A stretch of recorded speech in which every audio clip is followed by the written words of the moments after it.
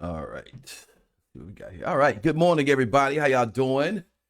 My name is DJ Travis Gales, and welcome to DJ Software and Tech Talk Sunday morning chat, where I work on helping DJs who are in the DJ gigs, DJ industry, get more gigs. And I always like to start the show. Testing out my sound, make sure everything is okay. I did a live about 2 weeks ago at the radio station, and I was in a big rush. What's up, Luke? I was in a big rush to get live, and I didn't set my thing up correctly, and I did a whole 3 hour show and did not check the audio, and the audio was down for 3 hours. This was one of my best mixes. Now I'm gonna take about 10 seconds and go get my stand for my phone. Bear with me here. Don't go nowhere, guys. Don't go nowhere. Don't go nowhere. Don't go.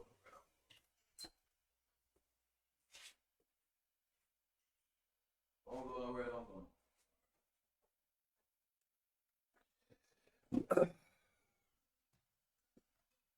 All right. I am broadcasting live from a different location. As I explained to you guys a couple of weeks ago. I'm doing some remodeling to my house, and I'm just doing a whole bunch of stuff. I got an AC issue upstairs that I'm getting some service done to it. I had a fire in my kitchen back in June, I believe, and I'm getting some some remodeling done to my downstairs. I had a fire here at my house, and because of the smoke, they're gonna paint and redo the ceilings of all the rooms that are downstairs, and I'm negotiating with my insurance company to replace the floors too, because it's just why I'm gonna paint, why I'm gonna replace the ceiling and paint the walls, get new appliances, and then not redo the floor. I mean, it's just kind of weird here. Okay, why they didn't include all that in there. But anyway, guys, thanks for joining me this morning, man. Thanks for your time today. I'm gonna just run through my presentation here because I really don't have an agenda. But as I was sitting here preparing, I started thinking about some things I thought might be interesting that y'all might want to talk about today. And then while I was getting prepared, Wendell, my phone rang, and my sister-in-law called me, and she's having a water pump problem. And it's just one of the things that everybody is dealing with and everybody's going through. So, all right. But anyway, if you join me for the first time, y'all know on Sunday mornings, I usually do it about 10 o'clock. And but I've been just real slack this summer, because there's been a lot on my plate. But on Sundays, I try to get it in every Sunday about this time, and I've been adjusting with different times to see what kind of traffic I get, see if it improves. But I do know a lot of people do watch the show, and I do appreciate that. But if it's your first time watching the show, I try to focus on the 4 elements of DJing, which I'm going to touch on today. And it's 4 elements of DJing, which is your music, which is the equipment that you love, your skills that you work on, and then the marketing. That's the side that I focus on the most. And a lot of you guys focus on all 4 of your elements, but I noticed with some cats in the DJ industry, they kind of let the marketing side of what they do fall by the wayside. And so I want to kind of give tips to that, so you can actually get the full benefit of your DJ experience. And so now my background is in marketing and advertising, and I have a long, extensive career in radio advertising, and I host a mix show on 90.7 FM here in Raleigh, Durham, Ron, in which I have my own mix show. And I'm kind of known for doing mix shows here in the Raleigh, Durham area. And so I kind of use that as a platform to get gigs. And so I want to share with y'all some of the tricks that I do to get gigs, how I use that. Now, you don't have to have your own radio show to get gigs, but it doesn't hurt. And again, that's just sort of what my secret is. But really, the secret is not that I have a radio show. My secret is that each week I produce a mixtape, and I allow that mixtape to be a tool that I market myself. And so if you're struggling to get gigs and you're not connecting with people, like for instance, last night, if you didn't have a gig last night, I know some of you are probably saying, I ain't want to have a gig last night. I want to play net. I want to watch Netflix. I want to play video games. That's fine, but hey, you got $15,000 worth of equipment in your garage, in your man cave, and you spend hours and hours of practicing, and then you don't get any gigs, and so even you're not even getting a backyard cookout, and so I know Alex and Dion and Ron. I know I'm not sure what y'all experience is as a DJ, but to me, I mean, why not get the full experience of being a DJ in terms of you got all this music you've been collecting on your hard drive, and you got these $2,000 controllers, and you've been practicing blending and mixing. And then, nobody called you last night to DJ. Nobody called you Friday to DJ. Nobody's calling you next week to DJ. And, there are no holidays or events. And so, and even some of you may DJ every week and you're frustrated that where you're DJing at, you don't like, you're not getting paid enough, or it's not the kind of music that you want. And a lot of those things has to do with where you're from. And so, if you grew, like for instance, I grew up in a small town. I had to leave my small town, even though now if I went back to my hometown, I probably can get gigs because of my marketing skill. But if you're in a major city, or even a medium-sized city like where I'm from, it's only 52 Saturdays in the year, and you should, every other Saturday you should have a gig on your plate. And of course, there's 7 days a week. You can actually DJ every day a week, every day during the week if you position yourself that way, Cash and Alex. But that may not be your desire. One of the reasons why I aggressively market myself and continue to DJ as much as that, I've been preparing a book for the past 4 years, and how to help guys who are fearful or insecure or have an anxiety about getting gigs. And so I myself struggled to get gigs back in 2008. And so I've often told the story to the guys in the group of how I retired from DJing because I thought I was too old to DJ, and I thought that, the equipment was, too advanced, or at least it wasn't what I was interested in doing. And I kind of put myself on the sideline, and then 10 years later, I wanted to make a comeback, and I thought, hey, I can just flip a switch and be back out here in these streets. And I found out that the streets are different 10 years later. And so when I got back into DJing, it was frustrating because, one, I couldn't get a gig, and I thought, well, everybody knows I'm a DJ. Everybody knows I got all this equipment. I thought I can just turn on a switch and people will book me to DJ, and it was very, very frustrating because, one, I was getting low paying gigs.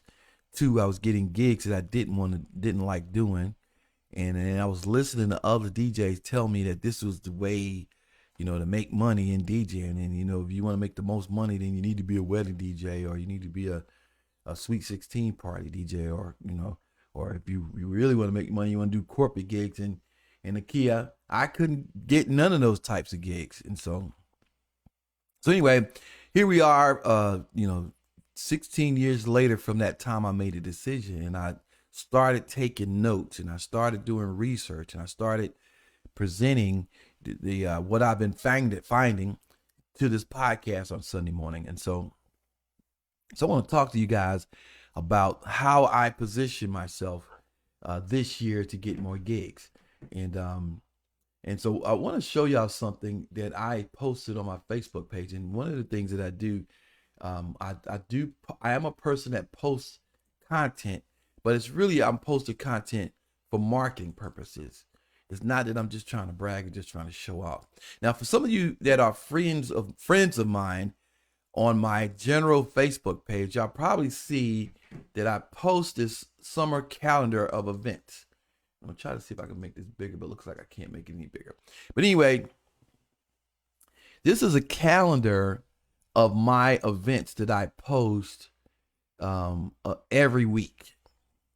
And it looks like it's a whole laundry list of dates of events that I booked.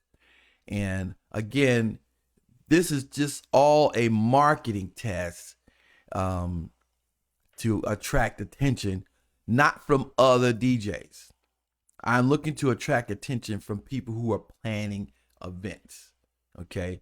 I'm looking to attract people who are planning events and they pick the DJ at the last minute. How many of y'all experienced this where, you got a call, you finally got the call from somebody planning a wedding or a birthday or whatever, and the planning was done a year ago, but they calling a DJ a month out.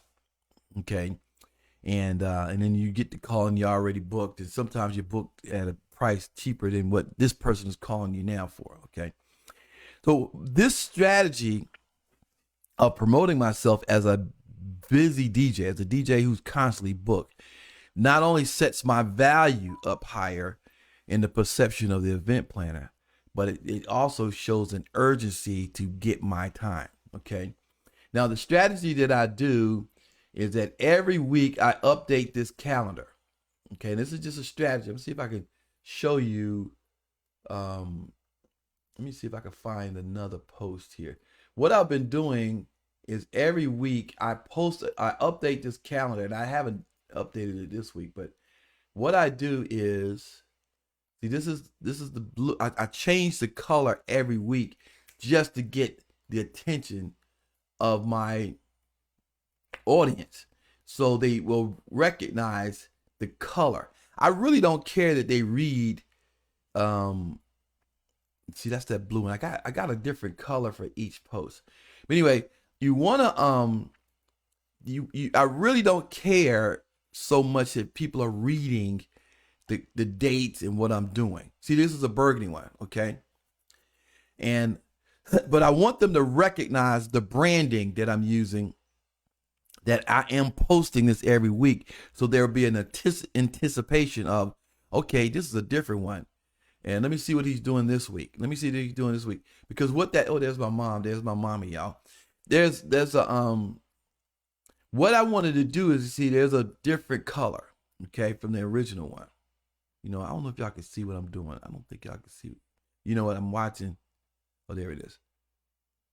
All right, there it is. Anyway, what I'm doing is creating, see, there's a red one. Okay. What I'm doing is creating an anticipation for people to anticipate my calendar to at least generate interest for myself. So when people go, yeah, I'm planning a party, man. I went to an event. Anytime people are talking about somewhere where they went and there was a DJ there, they'll have some kind of reference of me.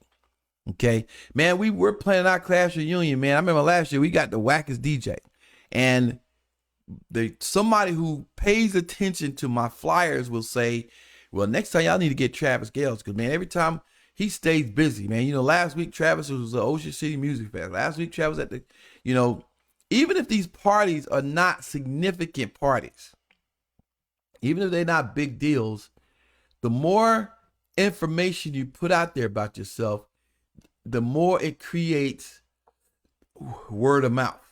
Okay.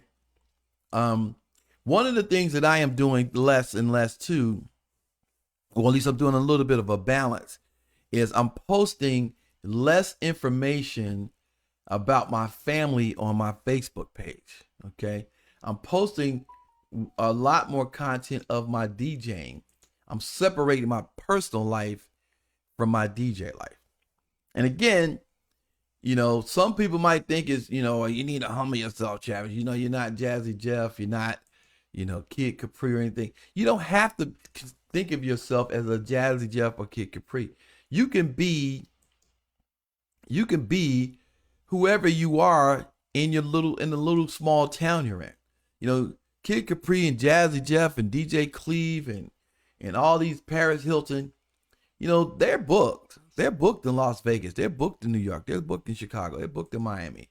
But in Richmond, Virginia, there's a DJ. There's an opening for a DJ. In Raleigh, in DC, no matter where you are, there's an opening for you in whatever little space you're in. These are events that I've booked this summer, and I've had a busy summer because I set myself up to be busy at the beginning of the year. Okay. Now here's what I'm gonna share with y'all my strategy for getting gigs. Okay, here's my strategy for getting gigs. One, you have to let people know that you're a DJ. Okay. All right, so everybody knows you're a DJ because you're posting your new equipment, or maybe you go live in your man cave, and people can see that you got good music, and people can see that you got good equipment, and people can see you got good skills. But what they don't know about you is, can you hold down a party? What kind of party can you hold down? What types of parties can you hold down? And so that's kind of where my focus is of my book. Okay. And I want to share with y'all when I got back into DJing. And again, I really don't have a big agenda today specifically to talk about anything. I'm only going to talk about my strategy going forward and getting gigs going into the fall and winter months, and even set myself up for 2025. Okay. All right. But one of the things that I do is I identify myself in a particular genre or category of things that I like to do. I want to make sure my DJing fits my lifestyle. Okay. Now, as I mentioned before, I do host a mix show on 90.7 FM here in Raleigh, Durham, North Carolina. It is a jazz radio station here in Raleigh, Durham. And but on Friday nights, I host a funk and disco, or at least an old school show. But I call it a funk and disco show because I enjoy playing funk and disco music. And yes, and I can DJ any style of music or any, party, just like any other DJ that's out there. However, I really enjoy DJing funk and disco events. And you're probably saying to yourself, man, there aren't a lot of events like that. It's more sweet 16s, it's more weddings, it's more birthdays, it's more pool parties and corporate events out there, Travis. It's not that many funk and disco parties or 80s parties or throwback parties. It's not a lot every week. However, if you specialize in that category, if you put it out there and you specialize in that category, now you're expanding your network of people that an awareness for yourself. There are only 52 Saturdays out the year, and I pretty much want to DJ 25 of those Saturdays. Every other Saturday, I want to DJ some type of event. Well, somewhere on the planet, somewhere in this world, somebody is turning 50, somebody is turning 60. Somebody is having a wedding renewal, somebody is hosting an 80s party, somebody is doing a disco party and they need a disco DJ. Okay. And so I want to stand head and shoulders above anybody else that does that. I want to be the go-to guy for that category. And so what I've found is when people travel, when people go on cruises, when people go to resorts, when people are doing reunions and festivals, they prefer to have funk and disco DJs, old school DJs, those throwback DJs. Yes, you can you can do festivals, hip hop festivals too, but a lot of times a hip hop festival will just be one big sausage party. Okay.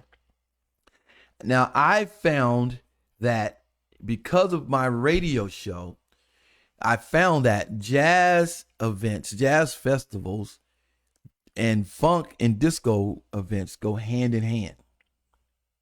Okay, funk and disco use live instrumentation, and a lot of jazz people supplement their income by being in funk bands and R&B bands and throwback bands. And so, as jazz become less and less commercial, less traditional and more commercial, I'm finding that at these jazz events, they're playing funk and disco. And so a lot of these jazz festivals and events, they need what is called bumper music in between the jazz bands setting up. And so that's where I come in. That's where I specialize myself to do. Okay. So now One of the things that I do recommend, if that's your category that you want to pursue, then you have to establish yourself as either a producer or a DJ and artist. Okay. Now, I produce a radio show. Okay. And so because I produce that radio show, it gives me a certain amount of notoriety to become an artist at these jazz festivals. So that's how I build myself to do that. All right. So let's get to the point here, what I'm doing today. Are you having trouble getting quality gigs? Okay. And one of the reasons why I believe that I was having trouble getting quality gigs, or the type of gigs that I like to do, is I was positioning myself as an all-around DJ. And to be a good wedding DJ, you have to be all around. You have to be able to play for young people. You have to play for older people. You have to play for different races of people. You have to have a variety of music and a variety of skill set.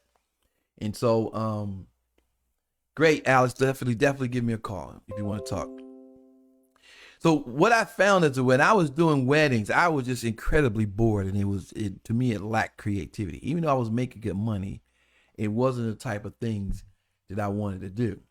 And then as I researched it and I went online, I was joining these groups. All the DJs were saying, well, if you want to make money, you need to be a wedding DJ. You need to make money, you need to wage. And DJs was averaging somewhere around, $500 to $1,500 or more. And so, and as I was looking at, the preparation that goes into a wedding and the things you have to do on, and then consistently book yourself and get gigs, it was like Groundhog Day. It was like the same day over and over and over and over again. And so I wanted to do something different. I found that the producer artist DJ, the DJ Khaled, the DJ Tiesto, the DJ Kid Capri, the DJ Jazzy Jeff, these DJs make way more money than wedding DJs. They make triple the amount. Now, the other side of that is that wedding DJs make more money consistently. But I would imagine when DJ Khaled started, he wasn't making a lot of money. But he make millions of dollars now. Same thing for Tiesto. Same thing for Jazzy Jeff. Same thing for Kid Capri. And so, but the formula for breaking into the industry as a producer is real. It's just as simple as breaking into the wedding industry. One, it starts with the mixtape. It starts with producing a mixtape. It doesn't take rocket science to do that. It doesn't take a lot of skill to do that. There are a lot of mixtape DJs that are not the greatest skilled guys that started making mixtapes, and they're blowing up right now. You don't have to be a turntablist. Live streaming has opened up the doors. Making a cassette and putting it out there on the street was how Kid Capri did it. He probably had duplicate machines in his house, and he would make a mixtape, and then he would make the cover, and then he would put it out to bootleggers and that kind of thing. That's how they did it. Same thing for Tiesto. He probably, produced a beat or produced the music and put it on a CD or a record or whatever. Same with DJ Khaled. But now, because of live streaming, you can put a song together, a mix together, and upload it to so many platforms, and then let the people decide, how good is it? Is it a lot of competition? Yes, but it's always been competition. Your talent will shine through. I remember when Master P came out, and back in the early 90s, and I used to work in radio, and there was a room at the radio station in which record labels were sending vinyl. This was kind of, somebody's trying to punch in here. Let me get this guy out the way. Some record labels were just making the transition to sending their music from records to CDs. This was early 90s.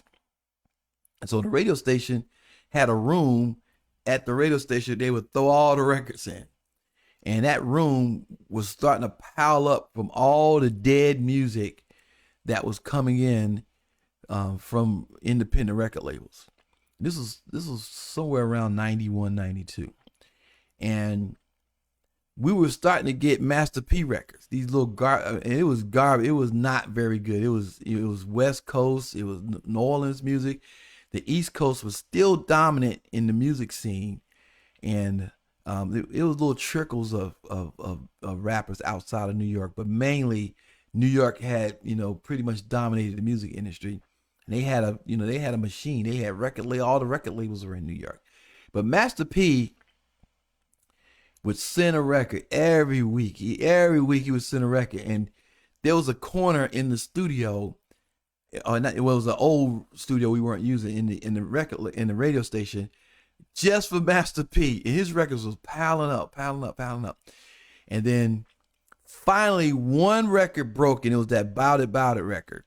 And when that record broke, me and the other DJs at the radio station made a mad dash to the corner of the radio station to find the rest of his Master P records. And so back in those days, a record label had to put out records, and a lot of times they put out like garbage records just to get the attention of the record or the radio station and other DJs. They would hire some college kid to put up posters. Y'all remember put up posters at the barbershop and at the local bodega convenience stores, or maybe be out at the club and pass out flyers. They had a kid in every city that was doing that. Now with live streaming, you don't have to do that. Now you can do it yourself, or go on Fiverr or wherever, or find an influencer on YouTube, Facebook, Instagram and copy your link and put your mix out there.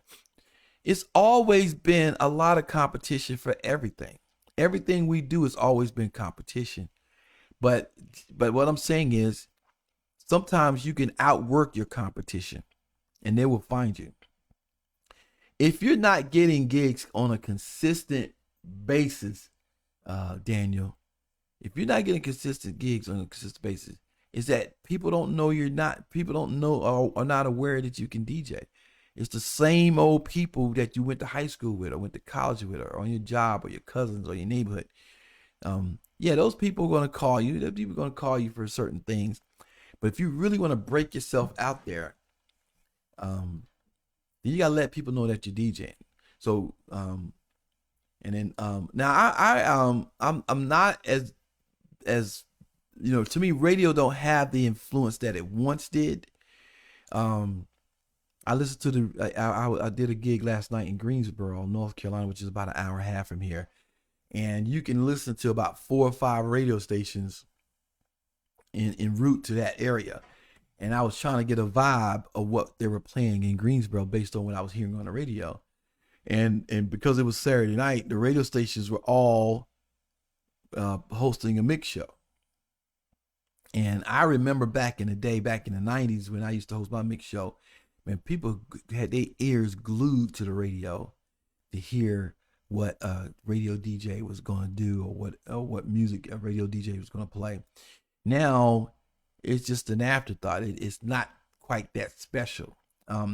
Much of the so-called swag and notoriety that I'm getting from being on the radio is what I did back in the 80s and 90s. It's not so special now, but it doesn't hurt, okay? But because of my mixtape, my skills, the streaming that I do, and my radio show, I am now getting bigger and better events. And I'm starting to do a sort of a little summer mini tour in the jazz scene.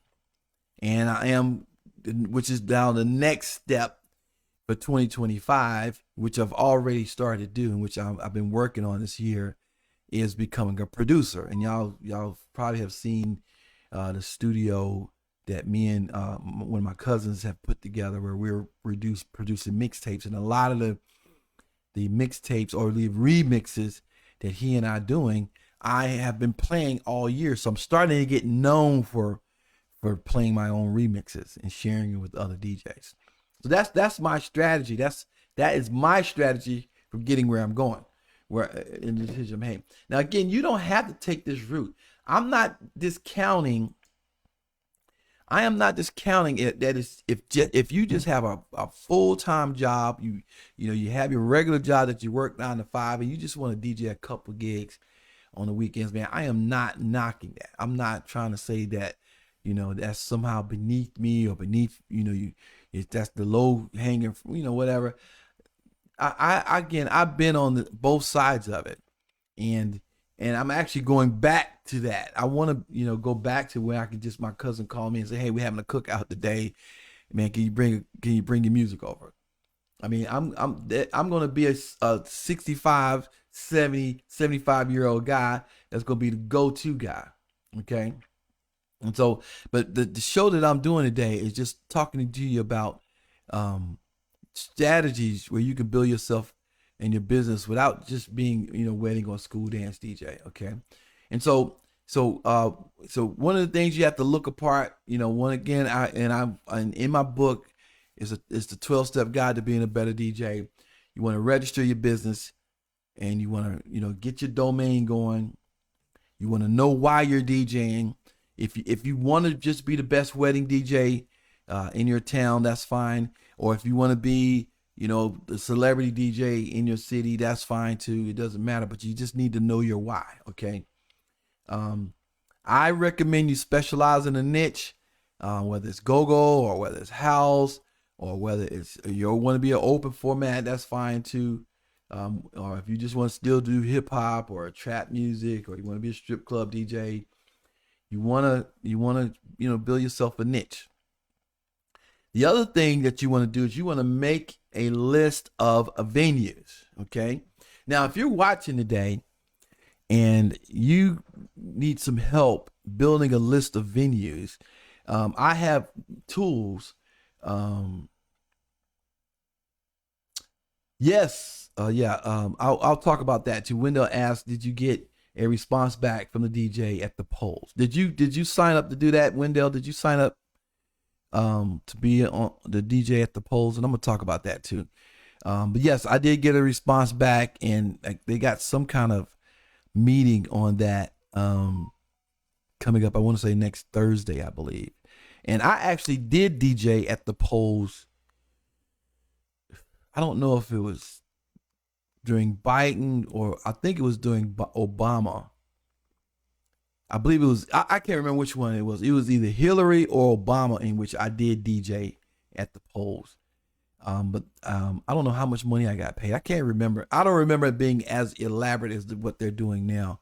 But DJing at the polls, man, I don't know how much money they're going to be paying.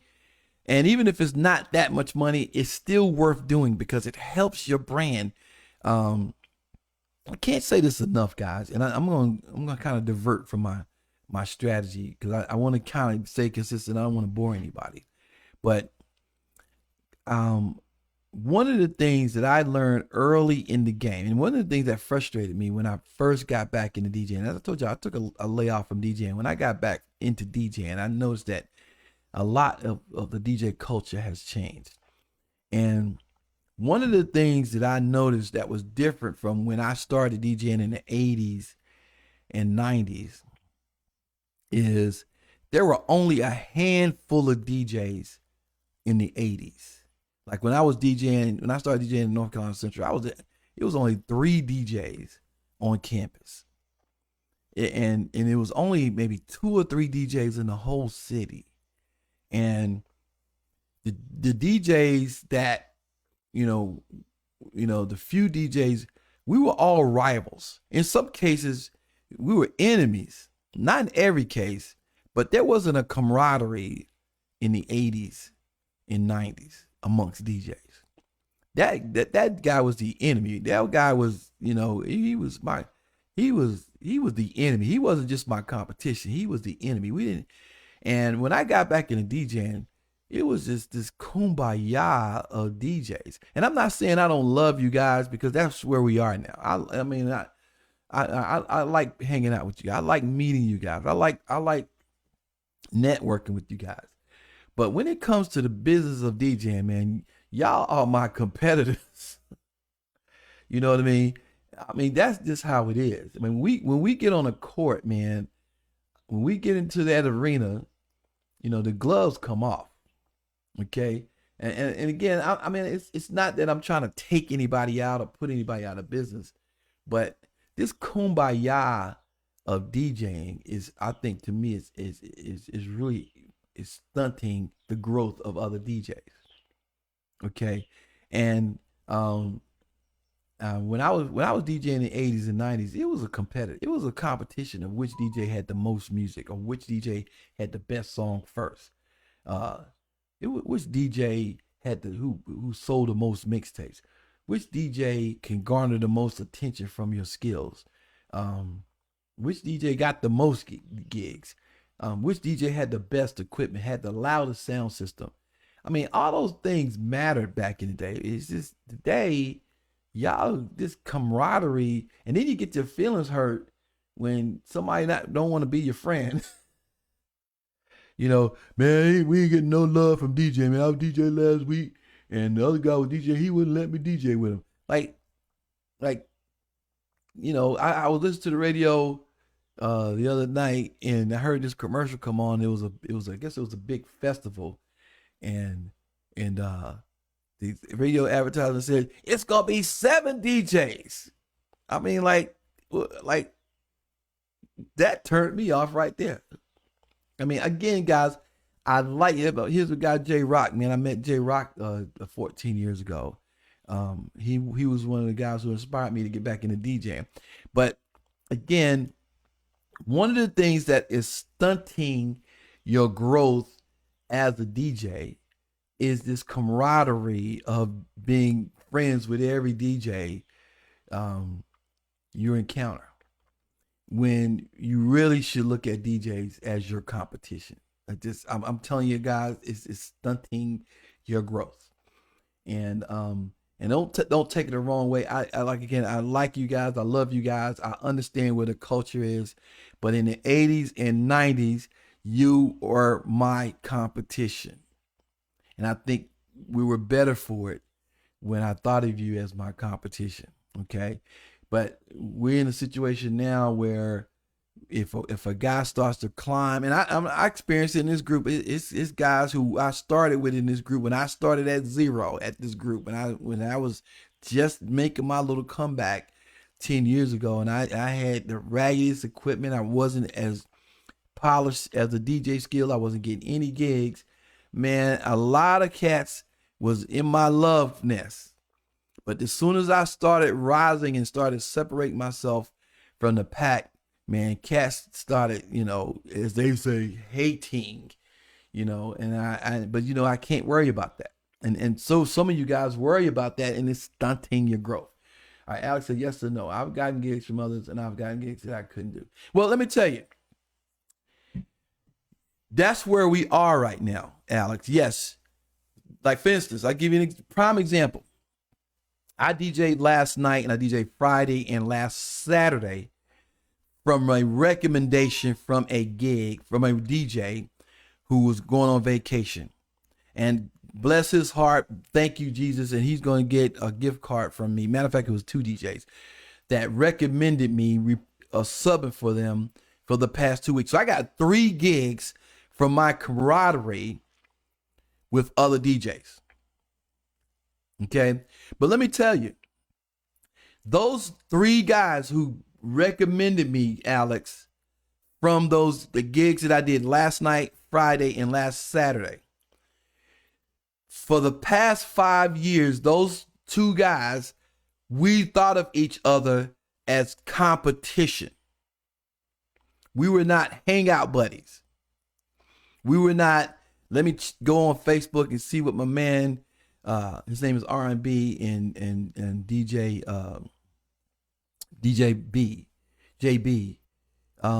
I like those guys, but between the 3 of us, we look at each other as competitors. Now, we're not crabs in a battle competitors, but we're not buddy friends. I like them, but they're like, we're not super friends. We are 3 different entities. And so when it came down to them recommending recommending somebody to sub for them, they sub there with one of their competitors versus their buddy. Okay, now some of y'all, it's not gonna sink into you guys because it feels good to be well respected amongst your DJ buddies. And you see, I get that part, and I'm liked by other DJs in this city, but I'd rather be respected than liked. Again, I'm not trying to tear anybody down. I'm not trying to undercut anybody. I'm not trying to look at somebody's equipment or DJ skills and says, well, I'm better than him. I should be getting that. I don't look at it like that. I look at it strictly as, I think of myself as a professional DJ. I conduct myself as a professional. This is not a hobby to me. Even though I started out as a hobby, even though I'm doing it for the love, even though I would DJ for free if I wouldn't care about the money. But I approach it as a professional. And I'm going to recommend it as an OG. And I consider I'm an OG in this whole game of DJ. But I'm talking to only a few guys that's listening right now. I'm only talking to the guy that wants to take their game to the next level. And I'm going to tell you, one of the things that's holding you back is that you spending way too much time with thinking about getting approval, getting validation from other DJs. You should be getting respect from other DJs, but whether they like you or love you, they should be looking at you as raising the bar. You should be getting respect from other DJs. But again, I understand the culture. Like I call him my partner, but he's actually my cousin. He and I are building a studio and we're producing music right now. And my cousin, he and I started about the same time with our interest in music. We both started off as DJs. We both had a career in producing. We both write songs. We both made beats all at the same time throughout the 80s and 90s. But as our skill began to progress, I leaned more to the DJ side and he leaned more to the production side. Even though I could still produce it, even though he could still do DJing, he became a professional producer and I became a professional DJ. Now that we're in the senior side of our life, we're putting our two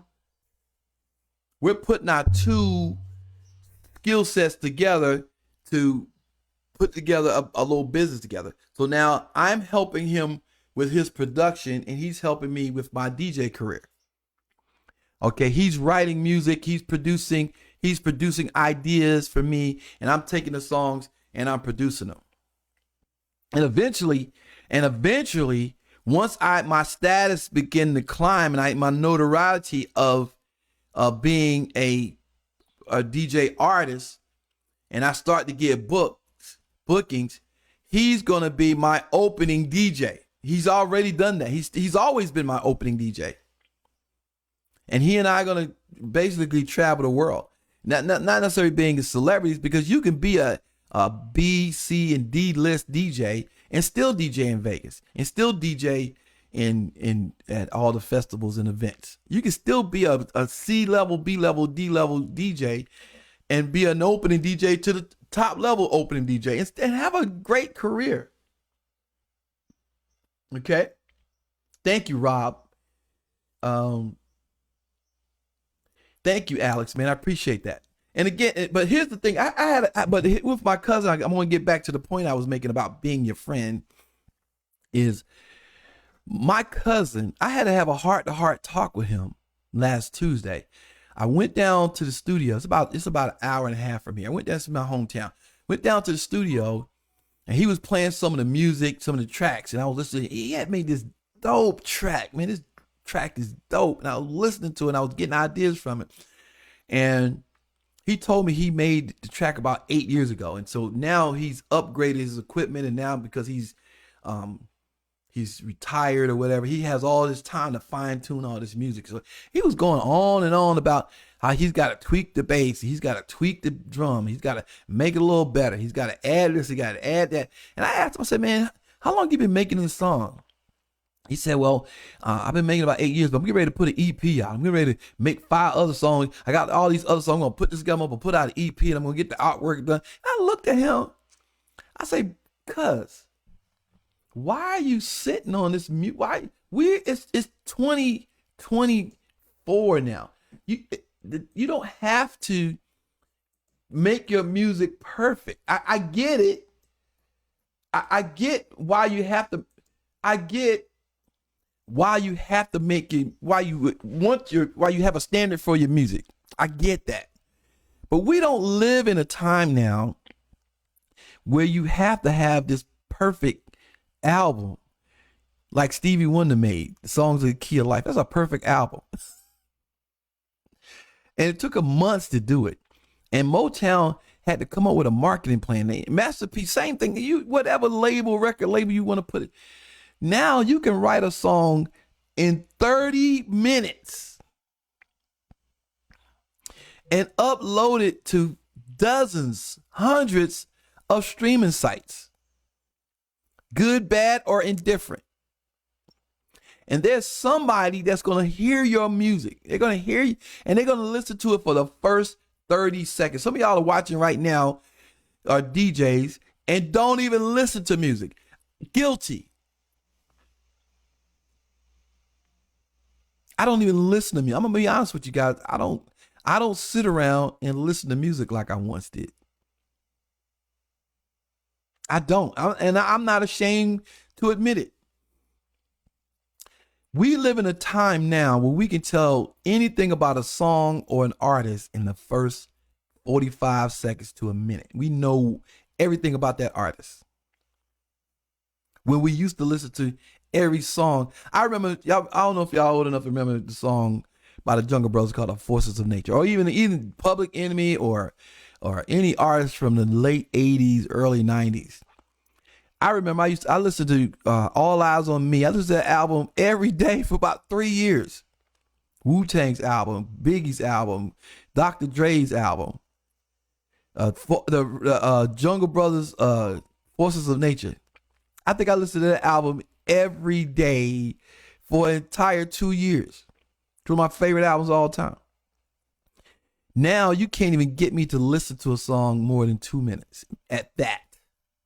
And I can tell you everything about an artist. And I told my cousin, I said, why? It's the same. He has the same mindset as DJing.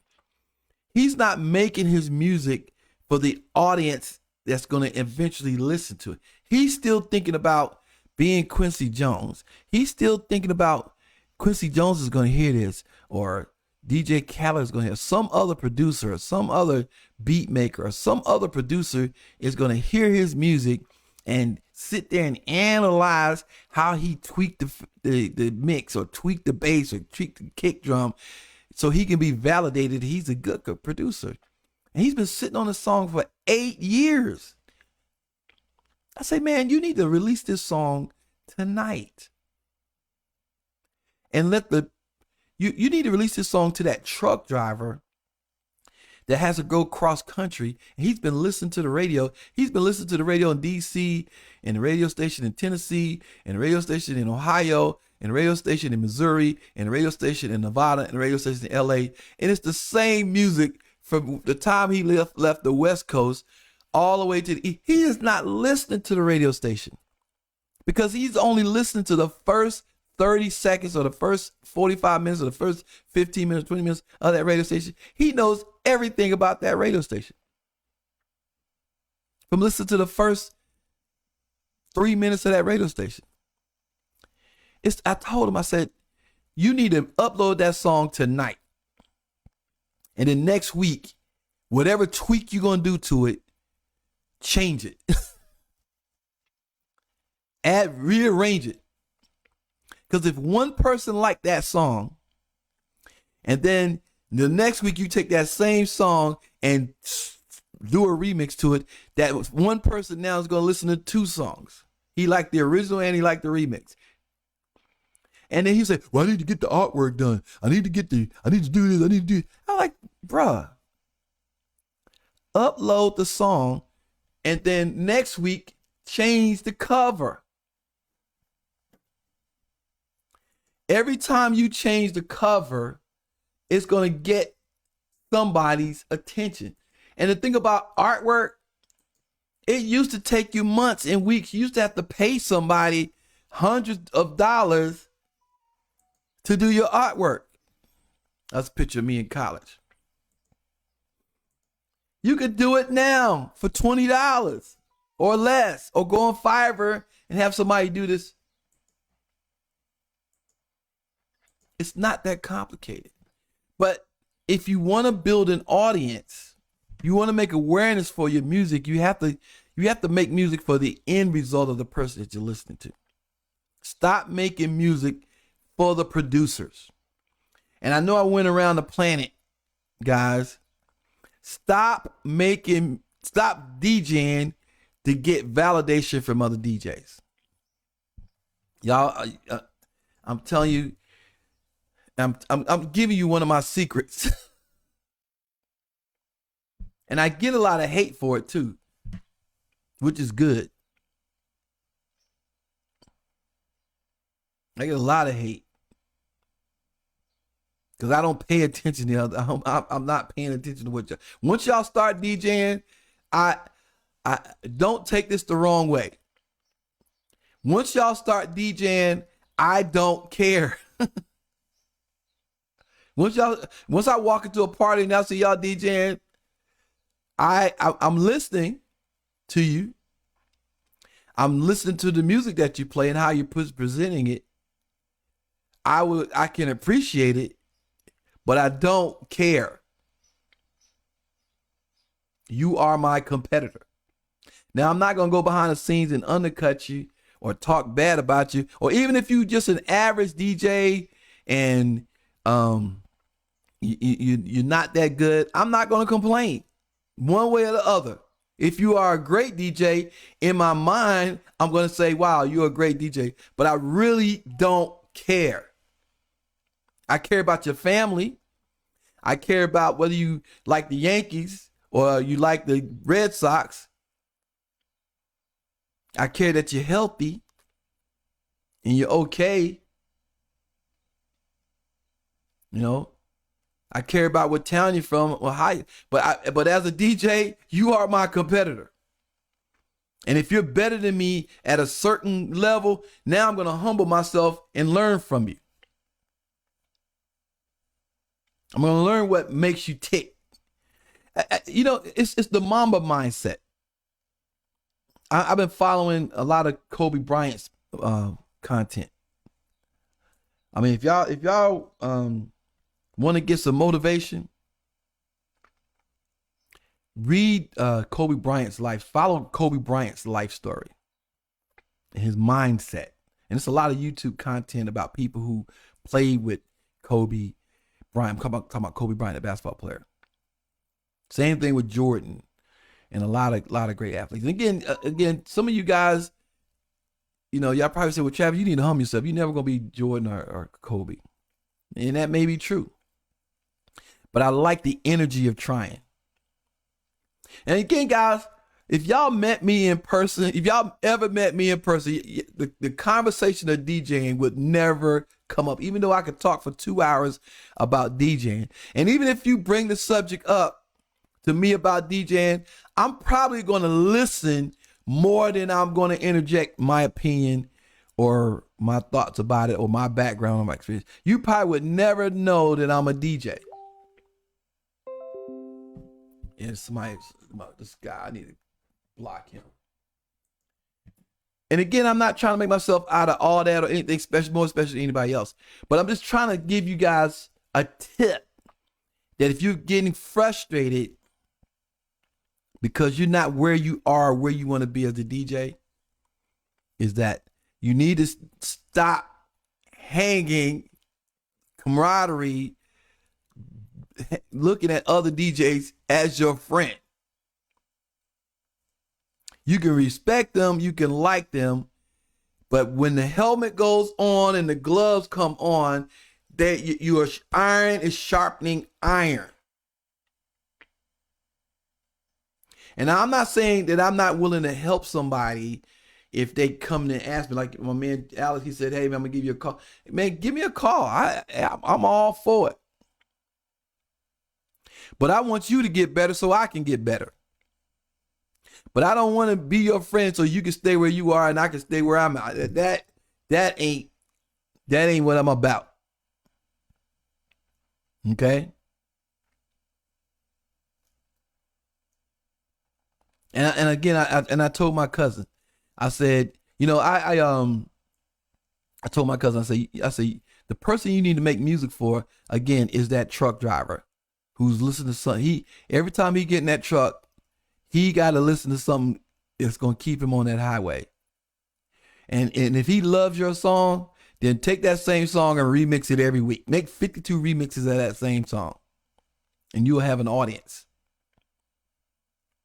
But you don't know what people like about you until they hear you. And you sitting at home looking at your equipment with the dust cover on top, bragging that you got a dust cover.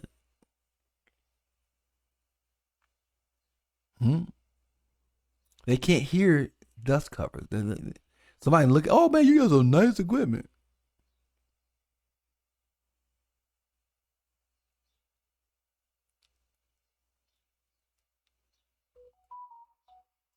I'm just letting it sink in, guys. You guys got to look at your DJ culture. It's not a culture. It's and again, some guys are right now getting triggered right now because of this conversation right now. But I'm just telling you, I'm only talking to the guys that's looking to grow. And again, you don't have to undercut nobody. You don't have to put anybody down to elevate yourself. You ain't got to say, well, he ain't doing it the right way. That's not what I'm talking about. My audience is not other DJs, impressing other DJs. That's not my audience. I'm not even trying to impress you guys now. This exercise that I'm doing now on Sunday morning is not to impress upon you guys. This is about me getting better. Me getting better as a presenter and how to present myself. And the research that I'm doing right now is on marketing myself is a show and prove. This is just a test. I love you. I like all you guys. I like you.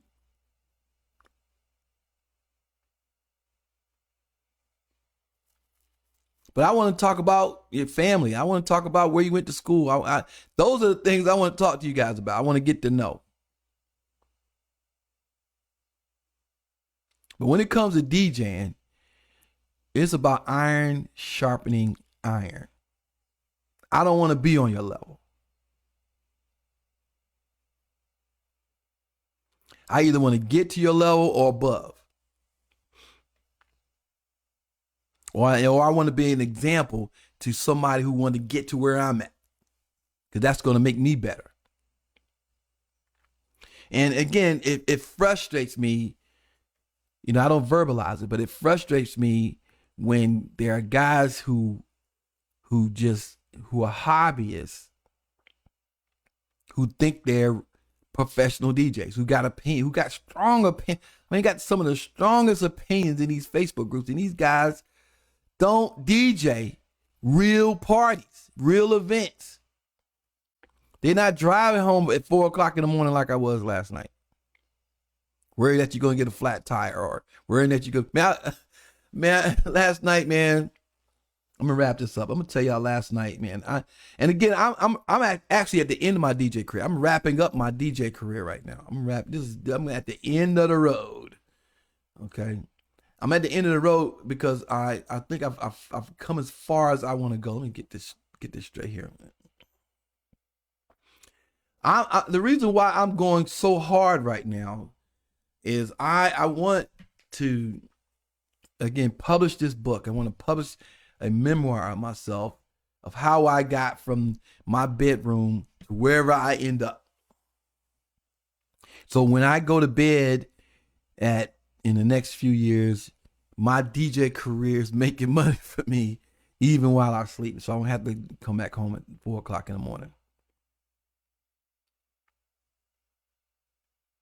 I mean, I am sacrificing, and this is actually the second book that I've written in my lifetime. The first book I wrote back in 2003 ish, I think 2005 ish maybe, and it sold about 10,000 copies. It had nothing to do with DJing, nothing. It was totally unrelated. I don't even want to get into it, but that's what inspired me to do this book.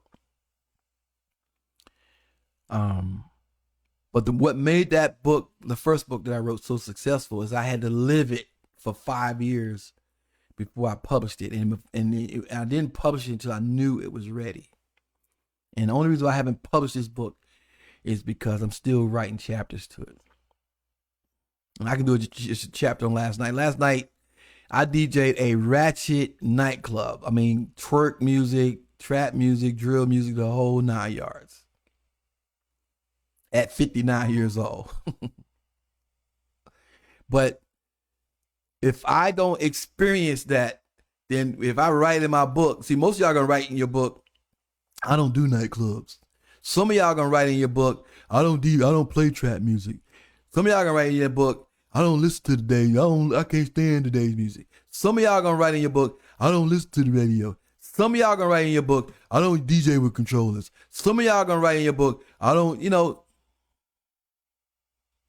not that you want to write a book. I don't write books. I mean, whatever you don't do, I'm going to do.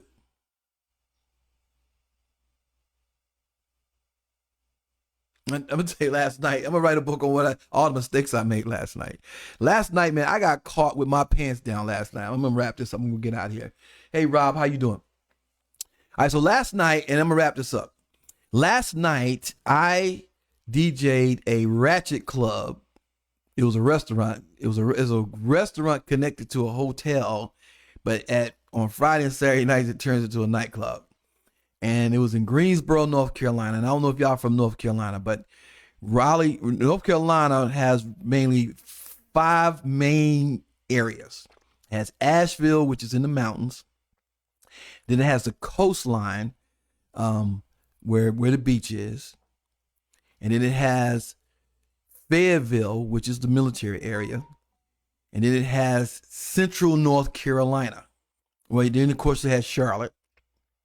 Then it has Central North Carolina. And so Central North Carolina is the space between Greensboro and Raleigh. And of course, Raleigh is the capital of North Carolina.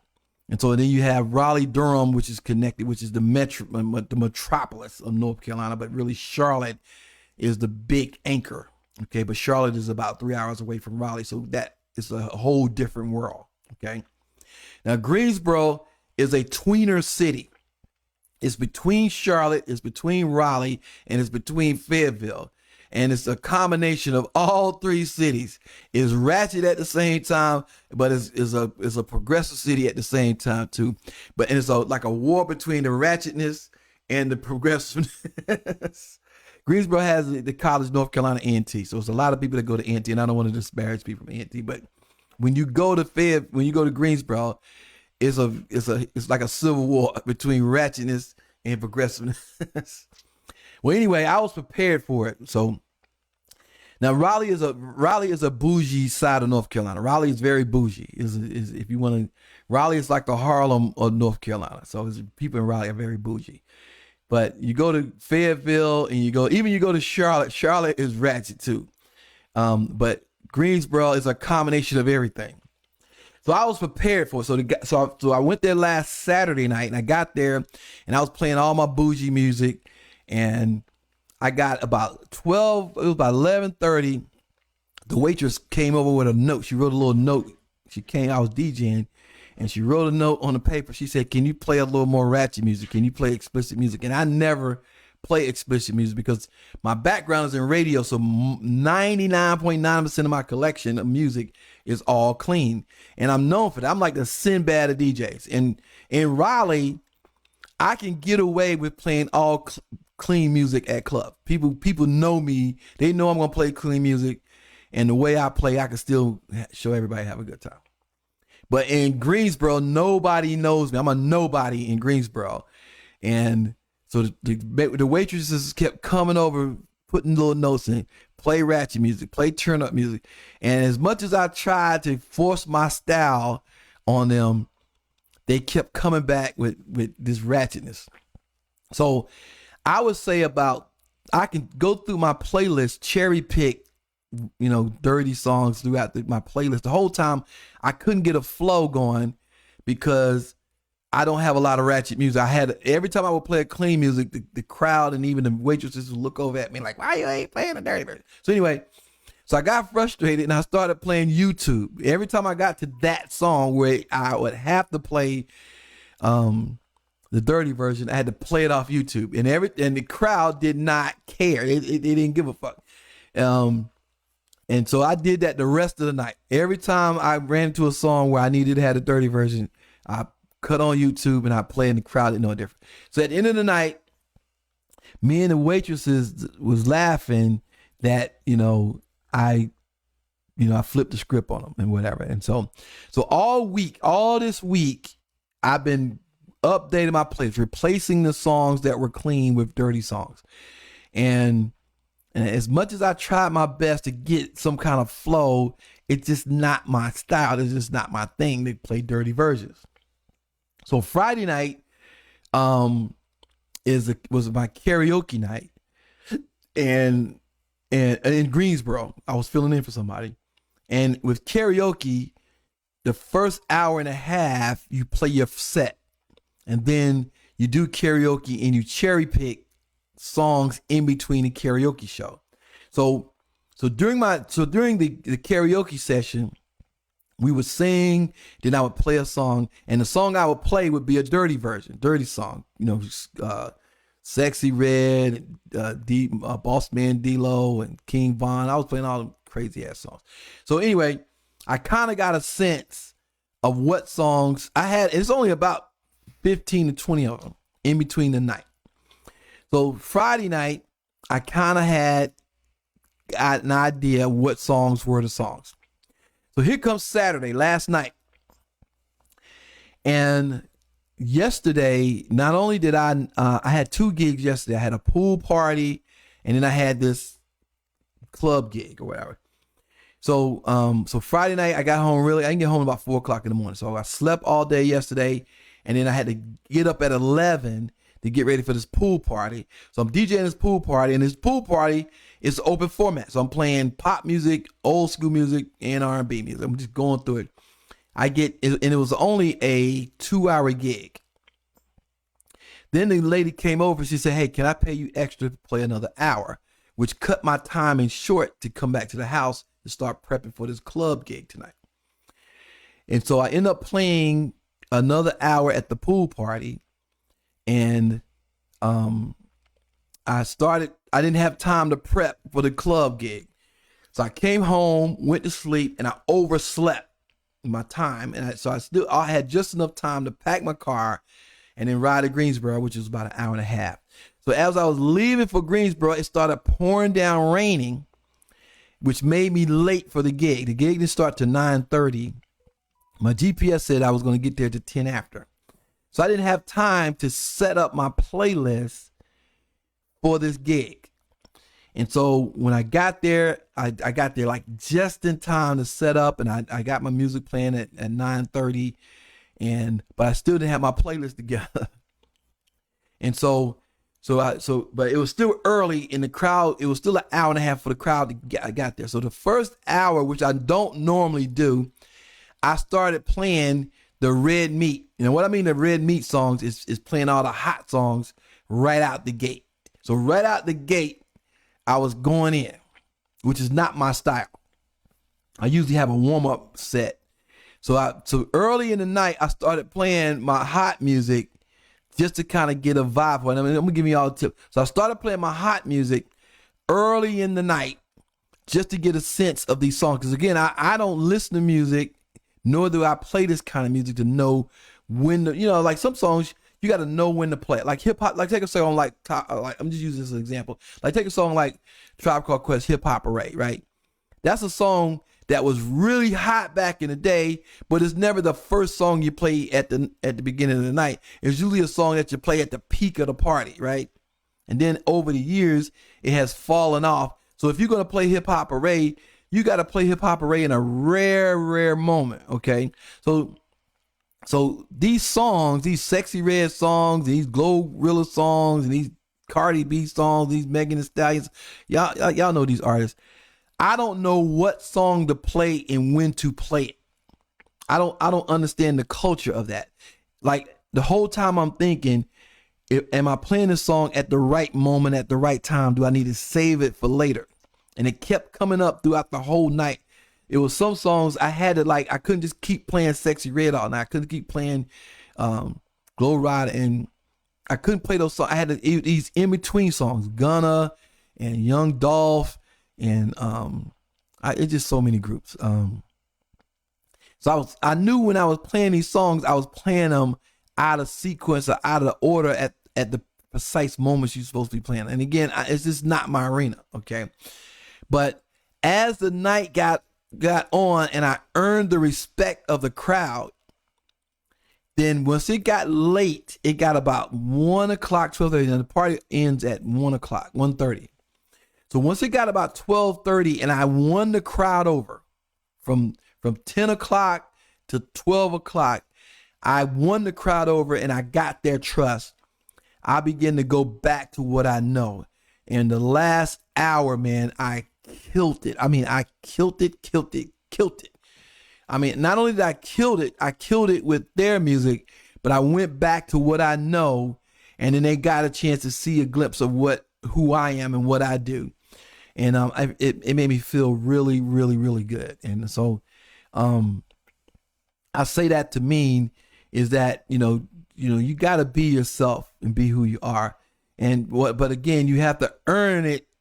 You have to earn the people and not other DJs. And there were other DJs coming up to me, giving me my props for my skills. And one of the things I'm real good at. I am good at picking out songs. I'm good at reading the crowd. That's one of the things I'm real good at. And I'm real good at my transitions. Okay. And so other DJs were coming up to me, and I knew there were other DJs. Man, you real good, man. I could tell, man. They were in my head, and I got the Rev 7, so he was DJs coming over, talking about my Rev 7, and then I got Evolve 50s, and it was DJs coming to talk to me about my Evolve 50s. I didn't give a fuck. I could care less about what equipment I have or what bro, I'm in my arena right now. And again, I understand that. I get it. I understand you want people to like you. You want people to know who you are. You want people to know what you do. But it's Saturday night. Why aren't you DJing somewhere?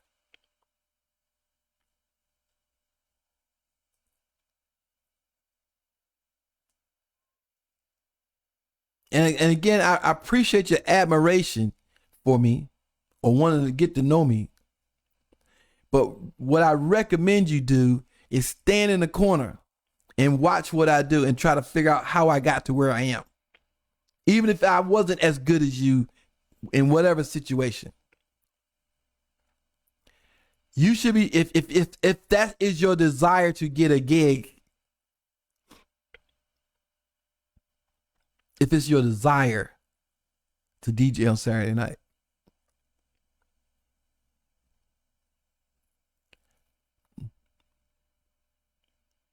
okay. All right. Anyway, guys, thank you again, guys. Hit me up, guys. And again, I'm not trying to give you guys some kind of be standoffish or I'm better than anybody. I just want to give you a mindset. And again, take some time to, watch. I gotta change my bedspread here. That looks a little too fruity. But this is the room my mom stays in when she comes to stay with me. But anyway, guys, watch motivational YouTube channels, especially the ones on Kobe Bryant, and he talks about his preparation, and other players who played with him, and they talk about Kobe Bryant and how he prepares himself. Same thing for players like Ray Lewis, and I'm trying to think of some other guys. You can talk about Tiger Woods. You can throw Jordan in there. Just really successful people. Mike Tyson is another one, man. They talked about what Mike Tyson did in his heyday and how he trained when he was 18 and 19 years old. And again, I'm not saying anybody should aspire to be famous or celebrity, but we were all put on this earth, this vehicle of a body that God has given you and this brain that God has given you. It is a machine that you should maximize. And I myself, just like you, just like many of all of us, have neglected cultivating and developing this machine that God has given us to do whatever it does, it's supposed to do, whether it's a DJing or being an electrician or being a judge or a lawyer or whatever your career profession is.